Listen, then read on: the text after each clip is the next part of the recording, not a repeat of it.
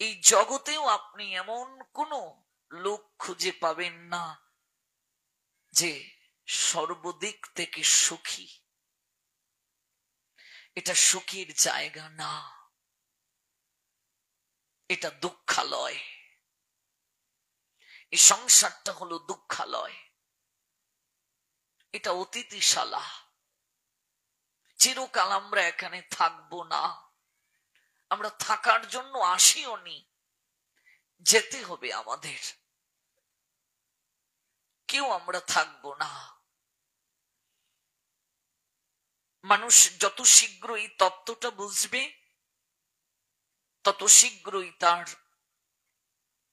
এই জন্ম মৃত্যুর চক্রবুহ থেকে নিষ্কৃতি প্রাপ্তি সম্ভব। এই সংসার হলো নাটকের মঞ্চ।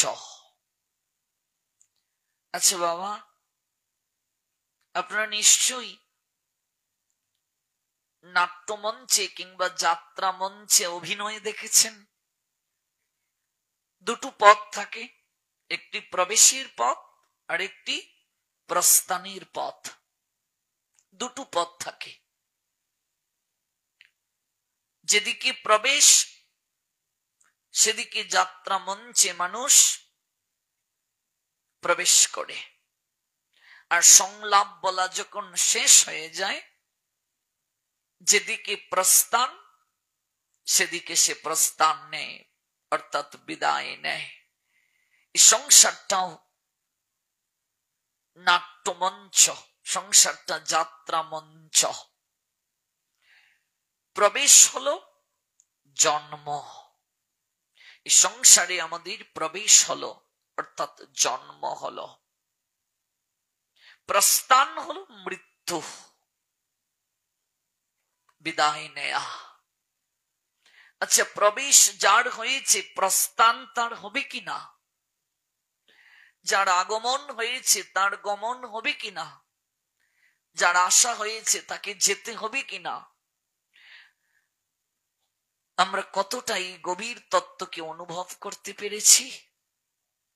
আমরা বলি যে আমাকে যেতে হবে, আমরা বলি সংসার সুখের জায়গা না, এখানে চিরকাল থাকবো না, আমরা প্রতিদিন বলছি, কিন্তু কতটা অন্তর থেকে অনুভব করে বলছি? আমার মনে হয় আমরা অনুভব করছি না। আমাদের অনুভবটা কেমন? কসাইখানায় দেখবে একটা পাঁঠাকে যখন বলি দেয়া হয়, বাকি পাঁঠাগুলো দেখবে দাঁড়িয়ে দাঁড়িয়ে দেখছে, কাঁঠাল পাতা চিবিয়ে চিবিয়ে খাচ্ছে, কিন্তু একটিবারও অনুভব করছে না একটু পর আমার পালা। আমি যে কাঁঠাল পাতা আদর করে দিয়েছে খাওয়ার জন্য, একটু পরে আমাকেও এই জায়গায় যেতে হবে, আমার সঙ্গী যে জায়গায় গিয়েছে।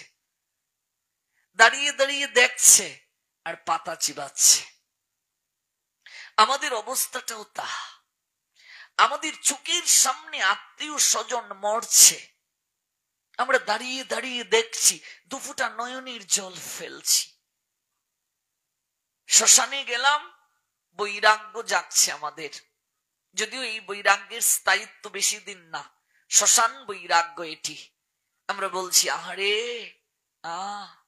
একসঙ্গে চলতাম, রাধাকান্ত চলে গেল, আমাদের সঙ্গে ছিল, এই তো একসঙ্গে ম্যাট্রিক দিয়েছিলাম, একসঙ্গে আমরা পাঠশালায় যেতাম, আজকে রাধাকান্ত ছেড়ে চলে গেল, আর কদিন বাঁচবো, আমাকেও যেতে হবে। সংসার আনন্দের জায়গা না, এখানে কেউ থাকবে না গো, আমরা এরকম বলছি না। অন্তত শেষের দিনের একটু চিন্তা করা দরকার। কয়েক ঘন্টা খুব বৈরাগ্য এসেছে, শ্মশান থেকে ফিরে এলাম, শেষ বৈরাগ্য, আমার আমার আমার আমার আবার শুরু হয়ে গেল, আবার শুরু হয়ে গেল। না ভুল বলছি মা? চোখের সামনে আমরা দেখছি আত্মীয় স্বজন মরছে, কিন্তু আমাদের মাঝে অনুভব হচ্ছে না। মানুষ যত শীঘ্রই তত্ত্ব অনুভব করবে, তত শীঘ্রই তার দুঃখ নিবৃত্তি হবে। আমাদের এটা চিরকাল থাকার জায়গা না। আমাদের থাকার জায়গা গোবিন্দের নিকটে, সৎচিত আনন্দ ধামে। কর্মে বিস্মৃতির কারণে আমরা এই জম্বুদ্বীপে পতিত হয়ে গেছি, নিম্ন গতি প্রাপ্তি হয়েছে আমাদের, নিচে পড়ে গেছি। মারে, উপরে ওঠা খুব কঠিন, নিচে নামাটা সহজ, উপরে উঠা খুব কঠিন। ওই জায়গায় যাওয়ার জন্যই চেষ্টা করতে হবে আমাদের। এই তত্ত্ব কখন জাগ্রত হবে? যখন আমরা তত্ত্বদ্রষ্টার সঙ্গ করব, তত্ত্বদ্রষ্টার নৈকট্যে যাব, তার শ্রীমুখে যখন আমরা এই অপ্রাকৃত শাস্ত্রের তত্ত্বকথা জানব, তখন আমাদের মাঝে অনুভূতি হবে হারানো সম্পর্ক একমাত্র একজন প্রকৃত তত্ত্বদ্রষ্টা সাধুই পারেন পুনঃস্থাপন করে দিতে। এই জন্যই আমাদের সাধুর সঙ্গে যাওয়া প্রয়োজন।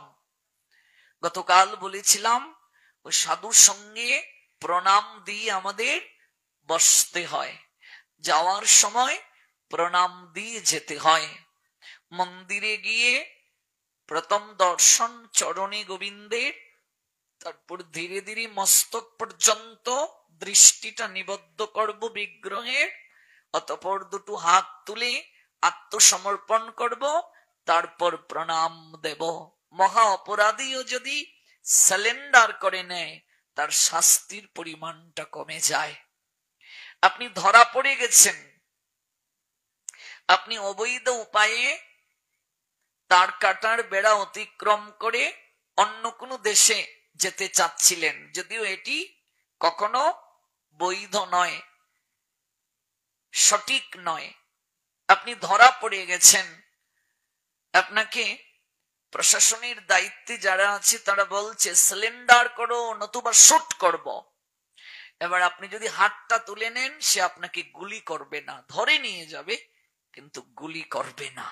এই হাত তোলা মানে সারেন্ডার, হাত তোলা মানে সমর্পণ। ভগবানের কাছে এসে প্রণাম দেওয়ার আগে হাতটা তুলতে হয়, অর্থাৎ আগে সারেন্ডার করুন। গোবিন্দ, এই মাতৃ জঠরে তোমাকে কত প্রতিশ্রুতি দিয়ে এসেছিলাম, এই মনুষ্য জন্মের পূর্বে কোন জন্মে ভগবানের সঙ্গে আমাদের সাক্ষাৎকার হয়নি, একমাত্র এই মনুষ্য জন্মে মাতৃ জঠরে সেই সাক্ষাৎকার আমাদের হলো গোবিন্দের সঙ্গে। আমরা সেখানে প্রতিশ্রুতিবদ্ধ হয়েছিলাম, আমি যা আহার করব তোমায় নিবেদন করে আহার করব, তোমার সংসারে আমি দেখাশোনা করার দায়িত্ব নিচ্ছি প্রভু। আমরা প্রতিশ্রুতি দিয়ে এসেছি, অথচ এখানে এসে আমরা নিজেরাই মালিক হয়ে গেছি, নিজেরাই কর্তা হয়ে গেছি। তাকে প্রতিশ্রুতি যা দিয়েছি একটাও পালন করতে পারিনি, রক্ষা করতে পারিনি। অপরাধী আমরা, পাপী আমরা। তাই দুটো হাত তুলে আগে সারেন্ডার করো, সমর্পণ করো নিজেকে। তোমার সন্তান এমন একটা আচরণ করেছে, তুমি খুব কষ্ট পেয়েছো, বলে দিয়েছো যা ঘর থেকে বের হয়ে যা, তোর মুখ আমি আর দেখতে চাই না। মাঝে মাঝে মায়েরা অভিমান করে বলে না, যা তোর মুখ আমি আর দেখতে চাই না। সারাদিন সন্তানটা কিচ্ছু খায়নি, তুমিও কষ্ট পাচ্ছ, তুমি তো মা, কষ্ট পাচ্ছ। সন্ধ্যায় ছেলেটা এসে যদি তোমার চরণে পড়ে, ও মা আমি সারেন্ডার করলাম তোমার কাছে, আমি আর এরকম আচরণ আর করব না, তুমি আমায় ক্ষমা করে দাও মা, আমি এমন কোনো কার্য করব না যা তুমি কষ্ট পাও। সমাজে তোমার মাথাটা নিচু হয়ে যায়, কি করবে তুমি? সন্তানটাকে দূরে রাখতে পারবে না জড়িয়ে ধরবে? বাবা যদি অভিমান করে থাকে, তুমি বলবে কি গো, ছেলেটা এসে তার ভুল স্বীকার করলো, সিলিন্ডার করলো, তুমি এখনো অভিমান করে আছো। সবকিছু বাদ দিয়ে দাও না, দেখো ছেলেটা সারাদিন কিছু খায়নি। আমরাও ভগবানের সন্তান, জগতের পিতা কৃষ্ণ। যে না ভজে বাপ, পিতৃদ্রোহী পাতকী সে জন্মে জন্মে পায় তাপ। আমরা তার অবাধ্য সন্তান, আমরা তার সন্তান কিন্তু অবাধ্য। আমরাও যদি এসে সিলিন্ডার করি তার কাছে, তিনি আমাদের দূরে কখনো ঠেলে দিতে পারবেন না। এজন্য প্রণামের আগে হাতটা তুলবে। এই যে আমরা হরিধ্বনির সময় হাত তুলি, এটা হলো আত্মসমর্পণ, তারপর প্রণাম। আচ্ছা, ভগবান যদি আমাদের পিতা হন, আমরা যদি জগৎ পিতার সন্তান হই, তাহলে আমাদের এত অভাব কেন গো? প্রশ্ন আসতে পারে না? ভগবান তো অনন্ত কোটি বিশ্ব ব্রহ্মাণ্ডের মালিক, তিনি তো সম্রাট, রাজার রাজা। তাহলে আমরা যদি তার সন্তান হই, আমাদের অভাব কেন? তার কারণ হলো আমরা অবাধ্য সন্তান। আচ্ছা, সমাজে দেখবে অনেক পিতা সন্তান এমন আচরণ করেছে, বারবার সতর্ক করার পরও সে তার অবস্থান থেকে নিজেকে সরিয়ে আনেনি। বাধ্য হয়ে অনেক পিতা তাকে ত্যায্য করেন কিনা, যা তোকে ত্যায্য করলাম। শুধু মুখে মুখে নয়, অনেকে একেবারে কাগজপত্র করে ত্যায্য করেন। আচ্ছা, কোন পিতা যদি সন্তানকে ত্যায্য করে, সেই সন্তান কি পিতার সম্পত্তিতে আর অধিকার পাবে? পাবে না। কিন্তু যদি তাকে ত্যায্য না করা হয়, পিতার অবর্তমানে আইন অনুযায়ী সেই পিতার সম্পত্তিতে তার অধিকার আছে কি নেই? আছে। কিন্তু পিতা যদি তাকে ত্যায্য করে দেন, তাহলে সেই পিতার সকল কিছুতে তার অধিকার থাকবে না, অধিকার থেকে বঞ্চিত হবে। সন্তান যখন পিতার অবাধ্য হয়ে যায়, পিতার কোনো কিছুতে সে আর অধিকারী থাকে না। আমরা জগৎ পিতার সন্তান, আমাদের দুঃখ আমরা অবাধ্য তার, এই জন্য আমাদের দুঃখ। কত সুন্দর দৃষ্টান্ত দেখুন। আমরা অবাধ্য হওয়ার কারণে তার সঙ্গে সম্পর্ক আমাদের দূরত্ব হয়ে গেছে, এজন্য আমাদের দুঃখ। মহাজন একটা লাইনে এই বিষয়টাকে পরিষ্কার করলেন ভক্তিবিনোদ ঠাকুর। তিনি বললেন, ভুলিয়া তোমারে সংসারে আসিয়া পেয়ে নানাবিধ ব্যথা। আমার দুঃখের কারণ আমি তোমায় ভুলে গেছি গোবিন্দ। আমার দুঃখের কারণ তোমার সঙ্গে আমার সম্পর্কের দূরত্ব সৃষ্টি হয়ে গেছে গোবিন্দ। তোমার সঙ্গে আমার সম্পর্কটা বিস্মৃত হয়ে গেছে গোবিন্দ, এজন্য আমার এত দুঃখ। এই দুঃখের সমাপ্তি কখন হবে? যখন তার সঙ্গে আবার সম্পর্ক স্থাপন হবে, যখন মান অভিমান আমাদের ভেঙ্গে গিয়ে সম্পর্কের দূরত্ব দূরীভূত হয়ে নৈকট্যে যখন যাওয়া হবে, তখনই দুঃখের পরিসমাপ্তি হবে। তোমার চরণে আসিয়াছি আমি, জানাবো দুঃখের কথা। এজন্যই সাধু সঙ্গে এসে এই আবেদন জানাতে হয়। কার মাধ্যমে? বৈষ্ণবের মাধ্যমে। আমি জানালে কি হবে না? হবে। যদি আমার সঙ্গে সম্পর্কটা গভীর থাকে, আমারও আবেদন তিনি গ্রহণ করবেন। আমি যেমন সরাসরি প্রধানমন্ত্রীর সঙ্গে দেখা করতে পারবো না, যদি একটা মাধ্যম থাকে খুব সহজে প্রধানমন্ত্রীর সঙ্গে দেখা করা সম্ভব কিনা? সম্ভব। প্রধানমন্ত্রীর নিকটের জন যারা, তাদের সঙ্গে যদি সম্পর্ক থাকে, খুব সহজে প্রধানমন্ত্রীর সঙ্গে সাক্ষাৎকার সম্ভব কিনা? সম্ভব। তাহলে ভগবানের নিকটের জন হলেন সাধু বৈষ্ণব যারা, তারা। গোবিন্দ কহিন মম বৈষ্ণব পরাণ, বৈষ্ণব হৃদয়ে সদা মই করি বিশ্রাম। গোবিন্দ বলছেন, আমি বৈষ্ণব হৃদয়ে সতত বিশ্রাম করি। তাদের সঙ্গে যদি আমাদের সম্বন্ধটা থাকে, তারা যদি আমাদের দুঃখটা গোবিন্দের কাছে জানান, খুব দ্রুত আমার আবেদনটা পৌঁছে যাবে। ভক্তিবিনোদ ঠাকুর বলেন, কাঁদিয়া কাঁদিয়া জানাইব দুঃখ গ্রাম, সংসার অনল হইতে কবে আমি মাগিব বিশ্রাম। কেঁদে কেঁদে প্রার্থনা জানাবো গুরু বৈষ্ণব চরণে, শুনিয়া আমার দুঃখ বৈষ্ণব ঠাকুর, আমা লাগি কৃষ্ণে আবেদিবেন ও প্রচুর। বৈষ্ণবের আবেদনে কৃষ্ণ দয়াময়, বৈষ্ণব আবেদনে কৃষ্ণ হন সদয়। বিনোদের নিবেদন বৈষ্ণব চরণে, কৃপা করি সঙ্গে লহ এই অকিঞ্চনে। আমার মতো অকিঞ্চনকে, আমার মতো হীন পতিত পামরকে হে বৈষ্ণব ঠাকুর কৃপা করে হাতটা ধরে, আমি পথ চিনি না, আমায় সঙ্গে নিয়ে চলো, হাত ধরে নিয়ে চলো, পথ চিনি না। এই তো সাধু সঙ্গের মহিমা, এই তো বৈষ্ণব নৈকট্যে যাওয়ার শাস্ত্রীয় মহিমা। এজন্য এই সাধু সঙ্গে আমাদের আসা উচিত। সাধু মুখে ভাগবতের কথা শ্রবণ করতে হবে, যে কারো মুখে নয়। ভাগবত কার নিকটে গিয়ে শ্রবণ করব? বৈষ্ণবের নিকটে। বাজার থেকে বেদ, বেদান্ত, গীতা, ভাগবত, চৈতন্য চরিতামৃত এনে পড়ে যদি আমি মুখস্থও করি, আচরণ যদি আমার না থাকে, আমার মুখ থেকে হরি কথা শুনলে জীবের কোনো কল্যাণ হবে না, মঙ্গল হবে না।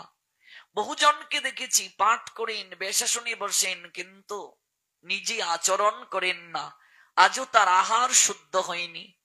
শাস্ত্র জ্ঞান আছে, ভিতরের ময়লা যায়নি। সাত্বিক আহার, সেই আহারে রুচি নেই, আচরণ নেই, কণ্ঠে তুলসী মালিকা নেই, ব্রত আদি পালন করেন না, হরে কৃষ্ণ মহামন্ত্র জপ করেন না, তত্ত্বদ্রষ্টা সদ্গুরু চরণ আশ্রিত না, পরম্পরায় দীক্ষিত না, এমন জনের নিকটে ভাগবত শুনলে জীবের কোনো কল্যাণ হবে না। সাধু মুখে হরি কথা শ্রবণ, ভাগবতটা শুনতে হবে সাধুর নিকটে, আচরণশীল সাধুর শ্রীমুখ থেকে। যতদিন পর্যন্ত না আমরা হরি কথা শুনব, ভাগবতের কথা শুনব, ততদিন পর্যন্ত আমাদের কোনো কল্যাণ সাধিত হবে না। আজকাল এত এত হরিনাম হচ্ছে, সমাজের পরিবর্তন কোথায়? অপরাধ নেবেন না আমার কথায়, বিনয়ের সঙ্গে কথাগুলো বলছি, কাউকে খাটো করার জন্য নয়, কাউকে হীন চুকে নিরীক্ষণ করে কথাগুলো বলছি না। এই কথাগুলোর দ্বারা কারো মনে কষ্টের সঞ্চার করা আমার উদ্দেশ্য নয়। এই কথাগুলো বলার অর্থ সচেতন করা।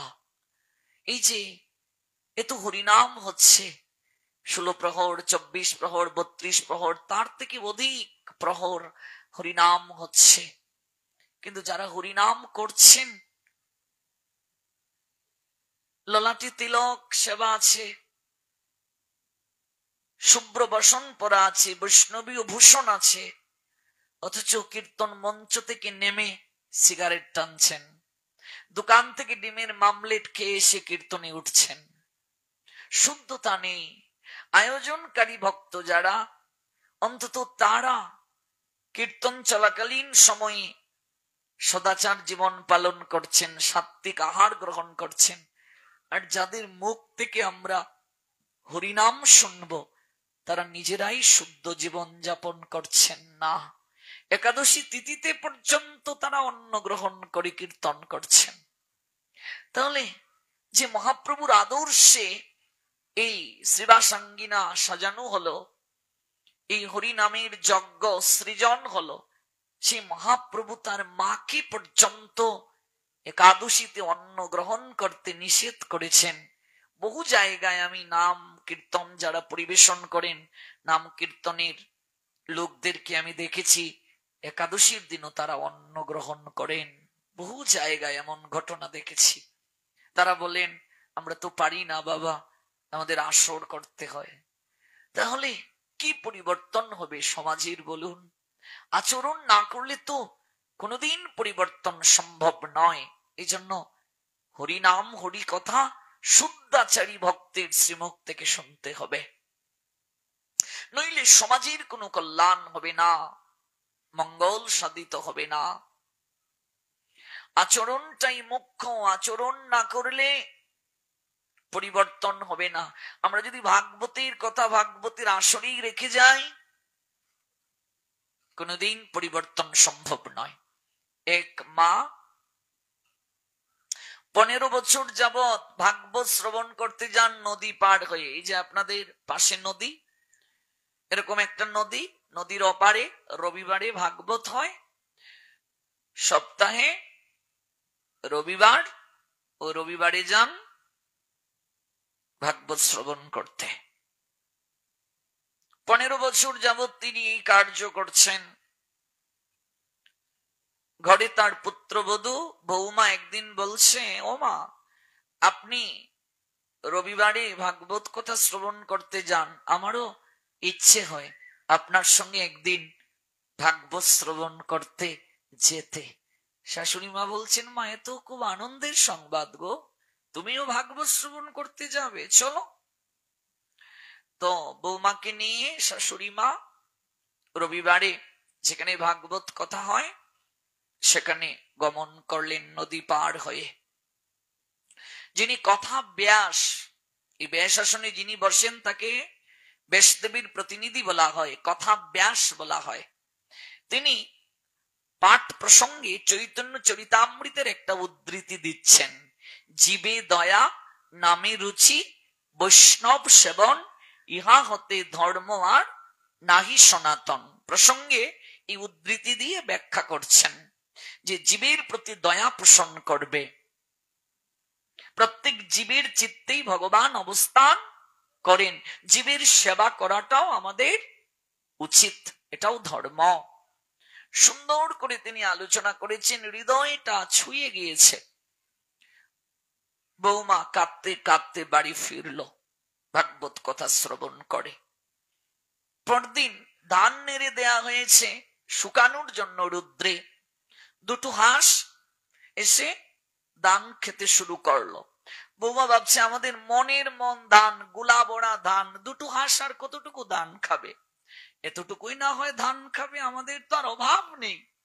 তাছাড়া জীবের সেবা করাটাও তো ধর্ম, জীবের মাঝেও তো ভগবানের অস্তিত্ব আছে।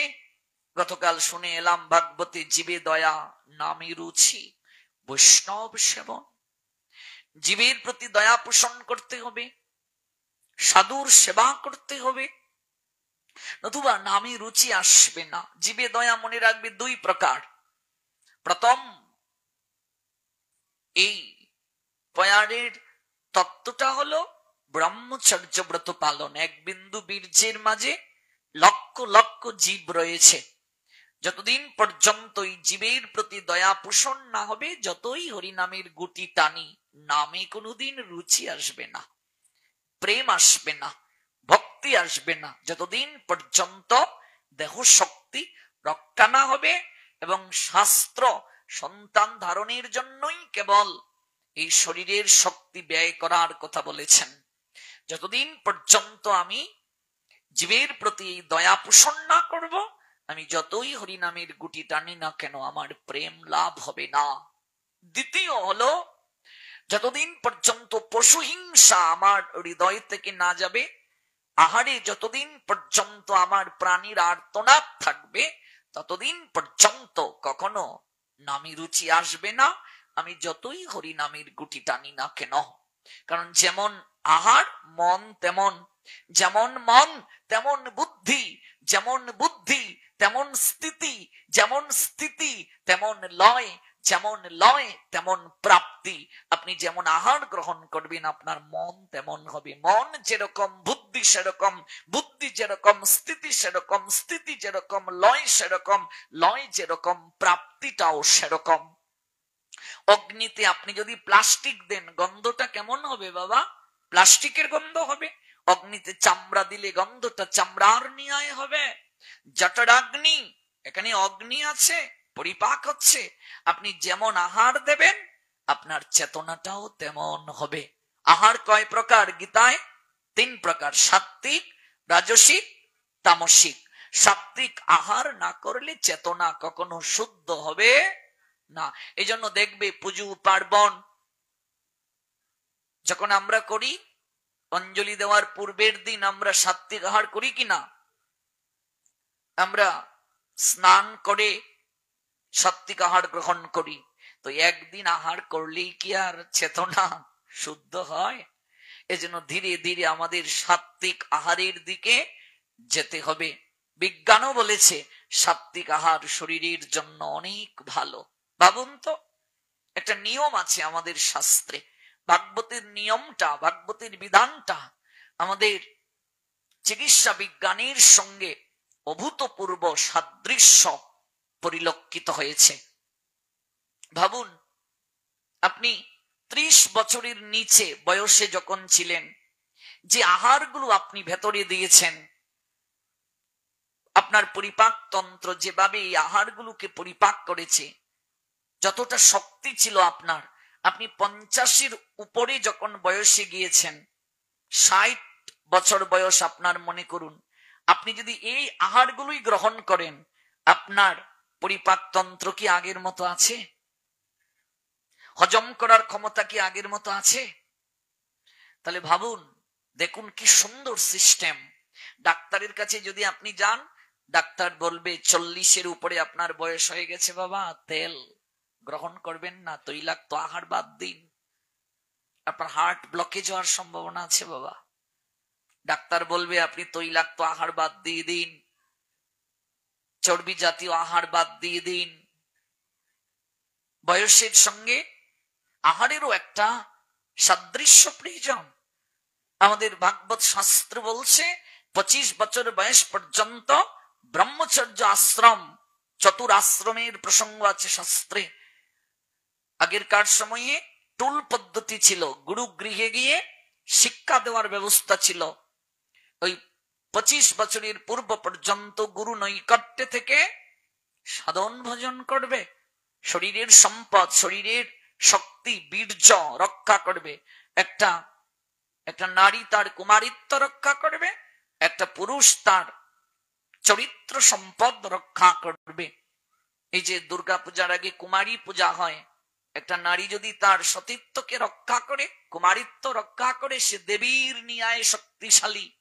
সে কাউকে যদি অভিশাপ দেয়, অভিশাপটা পর্যন্ত লেগে যাবে। এই জন্য কুমারী পূজা হয়। কুমারী পূজার অর্থটা কি? একটা নারীর সতীত্ব, এটার শক্তি কতটুকু জগৎকে বোঝানোর জন্য। একটা নারীর কুমারিত্ব, এটার শক্তি কতটুকু জগৎকে বোঝানোর জন্য কুমারী পূজা। আজকাল মানুষ এই দর্শনগুলো বুঝে না, শুধু ডিজে ডিজে ডিজে চারিদিকে পূজায় চলছে। তত্ত্ব বুঝে না মানুষ, বুঝার চেষ্টা করে না। আমরা শক্তি না বুঝে শক্তি পূজা করছি, শক্তির তত্ত্ব না বুঝে শক্তি পূজা করার কারণে শক্তি পূজা করেও আমরা শক্তিহীন হয়ে যাচ্ছি। হিন্দুরা, একটা পুরুষ তার দেহ সম্পদ রক্ষা করবে, তারপর সে সংসার জীবনে যাবে। গুরুদেব নির্বাচন করবেন যে এতদিন শরীর সম্পদ রক্ষার পর জিজ্ঞেস করবে তোমার সিদ্ধান্ত কি, এবার তুমি কি গৃহাশ্রমে যাবে, না তুমি জগতের কল্যাণে ত্যাগী হয়ে তুমি জগতের কল্যাণ করবে। এবার অনেক শিষ্যই তারা গুরুদেবের উপর দায়িত্ব ছেড়ে দিন। গুরুদেব পরীক্ষা করে দেখলেন যে ওদের দ্বারা সম্ভব, ওদের দ্বারা সম্ভব নয়। তো যাদের দ্বারা সম্ভব নয় তারা গৃহাশ্রমে চলে যাবে, সৃষ্টি রক্ষার জন্য বিবাহ প্রয়োজন। আর যাদের দ্বারা সম্ভব এই ইন্দ্রিয় দমন করে জগতের কল্যাণ, তারা তো শ্রেষ্ঠ, তারা ত্যাগাশ্রমে চলে যাবে। ব্যালেন্স প্রয়োজন, ত্যাগীও প্রয়োজন, সংসারীও প্রয়োজন। সবাই যদি সংসারী হয়ে যায়, তাহলে সংসারী মানুষের কাছে এসে আমার কল্যাণের কথা বলবে কে? আমারও পিছনে যদি টান থাকে, তাহলে আমি তো প্রাণ খুলে আপনাকে উপদেশ দিতে পারবো না, কল্যাণের কথা বলতে পারবো না। আমারও যদি পিছনে টান থাকে, কোন সাধুর যদি পিছনে টান থাকে, তারও যদি স্ত্রী পুত্র কন্যা পিছনে থাকে, তারও যদি স্ত্রী সঙ্গ থাকে, তাহলে তো তিনিও মায়ার দাসত্ব করছেন, তিনিও তো দাসত্ব থেকে মুক্ত হলেন না। তিনি কি করে আমাকে দাসত্ব থেকে, শৃঙ্খল থেকে মুক্ত করবেন? এই জন্য ব্যালেন্স প্রয়োজন, ত্যাগীও প্রয়োজন, সংসারীও প্রয়োজন। যারা সংসারী হবে তাদের দায়িত্ব কি? ত্যাগীদের সেবা করা। ত্যাগীরা চাকুরি করবে না, ব্যবসা বাণিজ্য করছে না, ওরা কল্যাণের কথা, আমার জীবন কি করে ধন্য হবে, ওই শাস্ত্র জ্ঞান অন্বেষণ করে এই কথাগুলো জগতে তারা প্রচার করবে। সংসারী মানুষ তারা স্ত্রী সঙ্গ করছে, সন্তানাদি উৎপাদন করছে, ব্যবসা বাণিজ্য সব করছে। তাদের দায়িত্ব হচ্ছে ওই সাধুদের এনে তাদের শ্রীমুখ থেকে হরি কথা শোনা, কল্যাণীর কথা শোনা, তাদের সেবা করা। এই হলো আশ্রম পদ্ধতি। ওই ব্রহ্মচর্য থেকে চলে যাবে সে গৃহ আশ্রমে। এবার গৃহ আশ্রমে যাওয়ার অর্থ, বিবাহ করার অর্থ এই নয় যে আমি ভোগের লাইসেন্স পেয়ে গেলাম। এখানেও নিয়ম আছে যে যত ভোগী সে তত রোগী। এই জন্য সে 50 বছর বয়স পর্যন্ত স্ত্রী সঙ্গ করতে পারবে, শাস্ত্র অনুমতি দিয়েছেন। সে 50 বছর বয়স পর্যন্ত স্ত্রী সঙ্গ করতে পারবে, সন্তান উৎপাদন করবে, তাদের মানুষ করবে। 51 বছর যখন তার হয়ে যাবে, স্ত্রী সঙ্গ নিষিদ্ধ তার, সে তখন যাবে বানপ্রস্থে। বানপ্রস্থটা কি? 100 দিনের মাঝে 75 দিন সে সংসারের বাহিরে কাটাবে সময়, সাধু সঙ্গে কাটাবে, ধামে তীর্থে বাস করবে, ব্যবসা বাণিজ্য সকল কিছু সন্তানের হাতে সে তুলে দিয়ে বলবে তোমাদের জন্য তো অনেক কিছু করলাম বাবা, এবার বাকি জীবনটা আমার কর্ম সম্পাদন করতে তোমরা সহায়তা করো। আগেরকার সময়ে মানুষ স্ত্রীকে নিয়ে তারা তখন ধামগুলোতে চলে যেতেন 50-এর পরে। 50-এর পর অর্থাৎ 51 থেকে 75 বছর বয়স পর্যন্ত এই বানপ্রস্থের সময় যদি সে বেঁচে থাকে, স্ত্রীকে নিয়ে চলে যাবে সে বানপ্রস্থ আশ্রমে, কিংবা স্ত্রী রেখেও চলে যেতে পারে বানপ্রস্থে, কুটির নির্মাণ করে ভজন করবে। এখন তো আর সেটি সম্ভব নয়, দামি তীর্থ ইত্যাদিতে সে বাস করবে, ঈশ্বরের ভজন করবে, আর 25 দিন সংসারে দেখাশোনা করবে, সন্তানাদি ঠিক মতো চলছে কিনা এগুলো লুক আফটার করবে। তারপর যদি সে বেঁচে থাকে 76 বছর হয়ে গেলেই তাকে ত্যাগ জীবন নিতে হবে। এই হলো চতুরাশ্রম। তাহলে ভাবুন, 50-এর পর আপনাকে সাত্বিক আহার করতেই হবে। ডাক্তাররাও বলে বয়স যখন আপনার হয়ে গেল বেশি, তখনও যদি আপনি তৈলাক্ত আহার গ্রহণ করেন আপনার পেট খারাপ হবে, আপনার শরীরে সমস্যা হবে। আমি এমনও দেখেছি 70 বছরের দাদু, দাঁত পড়ে গেছে, সে বলছে আমার খাসির তেলটা দে, আমি হাড় চিবাতে পারি না, হাড্ডি চিবাতে পারে না, তেল দেওয়ার কথা বলছে। 70 বছর বয়সেও যদি আমার জিহ্বার লালসা থাকে, এর থেকে দুর্ভাগ্য আমার জীবনে কিছু হতে পারে না।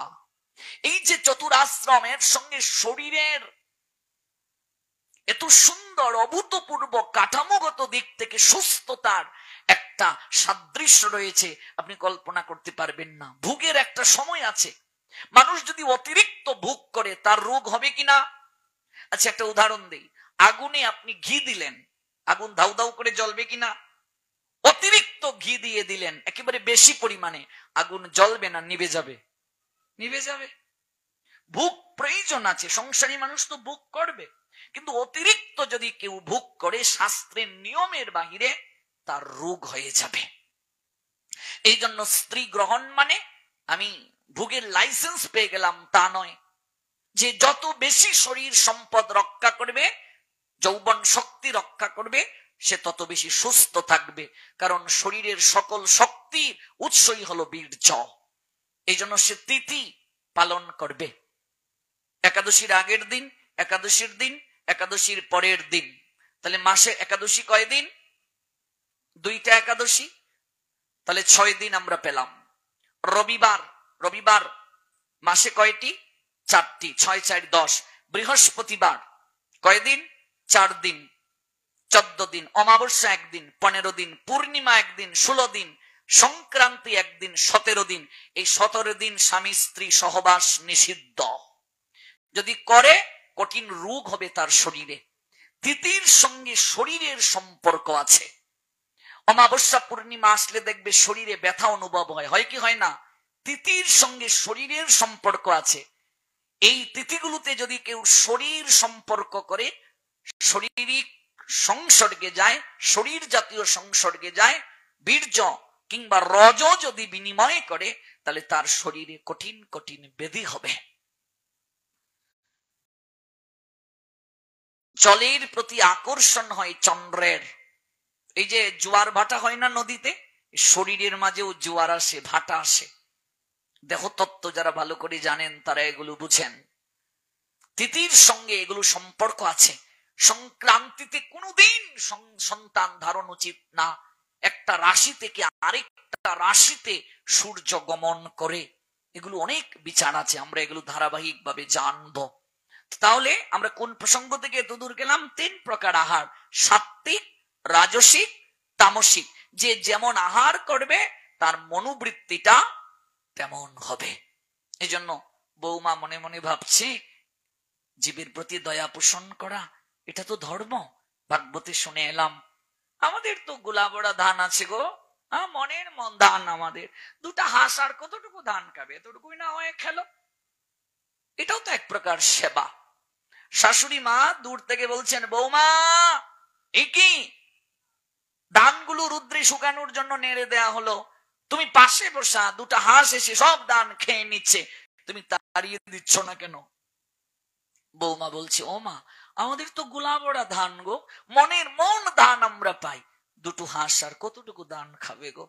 গতকাল রবিবারে ভাগবত শুনলাম সন্ধ্যায়, মা সেখানে তো শুনলাম জীবের প্রতি দয়া পোষণ করা দরকার, জীবের সেবা করা উচিত, জীবের সেবায় ভগবান সন্তুষ্ট হন। শাশুড়ি মুখ বেঞ্চে বললেন, বৌমা 15 বছর যাবৎ নদী পার হয়ে রবিবারে ভাগবত শুনতে যাই, ভাগবতের কথা তো আমি নদীর অপারেই রেখে আসি, তুমি একদিনে গিয়ে ভাগবতের কথা নদী পার করে বাড়ি চলে নিয়ে এসেছ, বাড়ি বহন করে নিয়ে এসেছ ভাগবতের কথা। আমি তো 15 বছর যাবৎ ভাগবত শুনতে যাই, নদীর অপারেই ভাগবত রেখে আসি, আর তুমি একদিনে গিয়ে ভাগবতের কথা বহন করে বাড়ি বহন করে নিয়ে এসেছ। তা আমাদের অবস্থাটা তাই, আমরা ভাগবতের কথা বাড়িতেই নেই না, এখানেই রেখে যাই। তাহলে ওই শাশুড়ির মতো আমাদের অবস্থা হবে, কোনো কল্যাণ হবে না যদি ভাগবতের কথা নিজের জীবনে আচরণে আনি না। এবার আমি শরীর সুরক্ষা রাখার কথা জানলাম, আমি যদি এগুলো স্ত্রীর সঙ্গে পালন না করি, তাহলে তো আমার কোনো লাভ হবে না। Whatever action a great man performs, common men follow, and whatever standards by exemplary acts, all the world pursue. জগতে শ্রেষ্ঠ ব্যক্তিগণ যা আচরণ করেন, অপর সাধারণ জন তাকে অনুকরণ করেন, তিনি যা জগতের বুকে প্রমাণ রেখে যান, সবাই তা গ্রহণ করে। এই হলো আচরণের কথা। আচরণ